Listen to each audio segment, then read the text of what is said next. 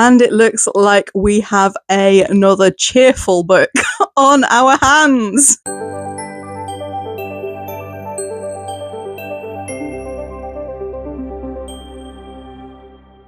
Hello everybody, my name's Ray, and as per the name of the channel, I love to read.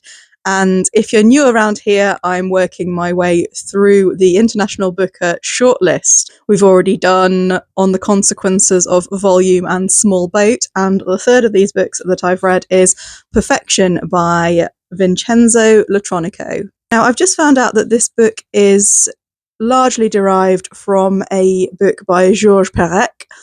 Apparently it was his debut novel, which was called Things, and basically explored life in the 60s using a couple as the protagonist and focusing largely on the objects in their life rather than what was actually going on. And Perfection does basically the same thing. This is a very short book which describes the life of a millennial couple living in Berlin. I believe they're supposed to be from southern Italy, although it's never explicitly said within the book, but they have moved to Berlin from elsewhere in Europe in search of, like I say, in search of something. I don't think they're entirely certain what they're searching for themselves, but they are very much mired in the millennial lifestyle of social media. Their jobs are very online. They're both kind of graphic web designers in various manifestations, depending on who they're working for. And it's just about them in their pretty cushy life, pretty cushy lifestyle. They've managed to get a decent rental agreement. They've got their own place. They've got their own kind of stuff. They've got kind of a circle within which they move in. They've got the resources to do things like travel, and they've got choices basically. But throughout this entire book, it becomes very, very apparent that they are dissatisfied with life. And they're also very aware of their own privilege and aware that their dissatisfaction is not so much inappropriate, but certainly incongruous. And there's a lot of kind of commentary on social media, the kind of contrast between what we put online and what we're actually living, the difference between our actual experiences and the way we look back at them nostalgically and assess them retrospectively. And also the sense of community that they find is very much kind of unique to when they first arrive in Berlin, and that first kind of scene that they move within rather than something permanent. And it basically talks about how they go from being in their 20s and having kind of everything ahead of them to being in their 30s and being quite disillusioned with it all and still trying to recoup that sense of who they were before when they first moved to Berlin. Again, I'm going to say there's spoilers in this review, but it's not much happens, and that's not really the focus. It's more of an opinion piece and commentary on the times in which we're living in. And the two main characters, I can't remember their names, I think they're called Anna and Tom, but Anna and Tom are very much a unit. We don't focus on either of them as people, but how they function as a couple and their life together. When I first started reading it, it starts by describing the apartment in which they're living in, and you already feel like you've got a sense of who they are just from taking a little tour of their flat. Then we kind of meet Anna and Tom. It describes what their lifestyle is like. Throughout the book, we follow them trying to find satisfaction in their life and never quite getting there, partly because of our human condition of dissatisfaction, partly because of the instant gratification world that we are living in. Given that this book is largely derived from a work that explores the 1960s, I don't think we can really say that this is unique to millennials, but it kind of brings what I assume that book was trying to achieve in the 60s to a modern context and to a different type of setup, really. I'd be quite interested to read the original on which it is based.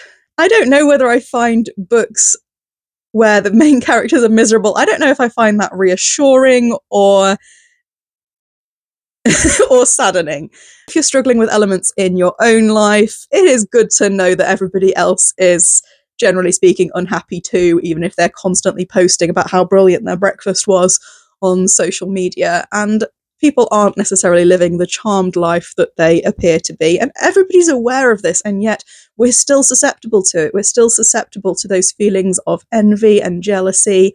And even when we have many things to be thankful for and many things to to be grateful for, there's still a disconnect between contentment and that feeling of satisfaction. And our main couple are dissatisfied with everything. They're dissatisfied with their sex life, and we have a scene where they're trying to explore things, and it talks about how they're trying to get kind of toys involved in the bedroom, and it's all very awkward, and they're not really, and they try to go out to a sex club, and yeah, they don't really find they're not really tempted. Well, they're tempted, but they're not really kind of on board with it, so they kind of just come home and order a pizza or whatever. And it's almost like they're doing it because they feel like it's what they ought to be doing. It's like an external pressure that they're experiencing rather than any actual desire. And that kind of being led extrinsically is quite, I mean, people have always been susceptible to, kind of peer pressure and what's going on around them. But given that we're immersed in social media, we're immersed in expectations, I think that's something that is particularly prevalent at the moment. Although, like I say, if you've lived through other decades, perhaps, you can, you might have other comments about that, because obviously humans don't change very much over time. There is a lot, in terms of what makes us tick. They're generally left leaning. They're, socially minded. They generally want to do the right thing. They want to support charity, but then they find themselves actually volunteering to be part of that sort of mission. They find that they're not much use, and it's very dispiriting how they feel that although they're trying to kind of get involved and, make themselves feel useful, they don't really feel like they've made a huge difference, and eventually it just kind of peters out. And I think that probably represents how a lot of people feel, kind of helpless in, your heart's in the right place, but actually making a difference to people around you is harder than it seems in theory, in terms of actual, what they're actually doing to kind of forward other people's, kind of help other people in their struggles. It's not really very effective practically, which is a shame. And then they're trying to reach self-actualization through traveling, but they don't want to see themselves as tourists. So a lot of it's for show, and a lot of it's kind of how they see themselves, rather than just, embracing who they are and trying to make the most out of life. We have Anna and Tom, and we follow them on they're trying. They are trying, but they're very lucky people who don't really have the sort of things that build a happy life. Because although they're kind of living a picture perfect life and they've got the kind of accoutrements that would go with it, they're not really building any real friendships.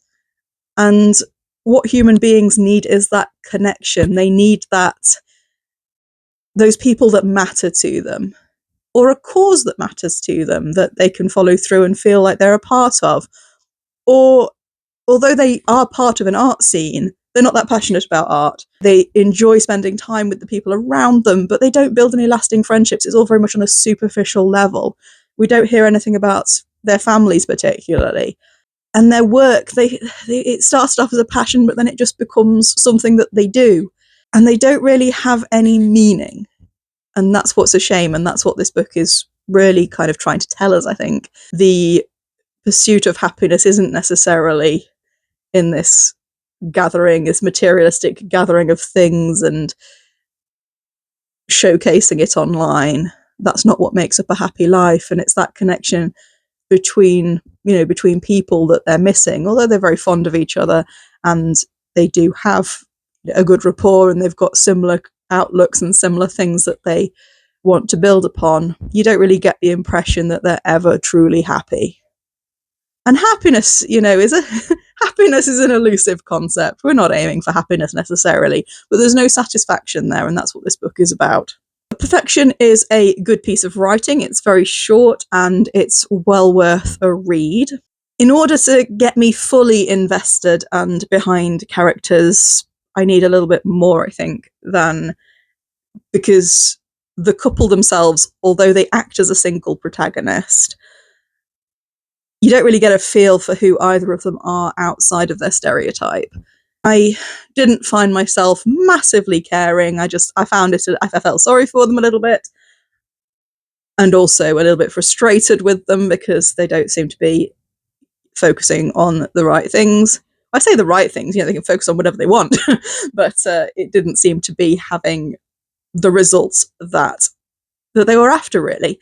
The other thing that I found quite frustrating about this book was there's a lot of exposition and it is very over-explained. I found this less so as it went on, because as it goes on, we're actually spending more time with the couple and seeing where they're going and what they're doing, whereas at the beginning it's very much, this is their house, this is what their house says about them, this is their sex life, this is what their sex life says about them.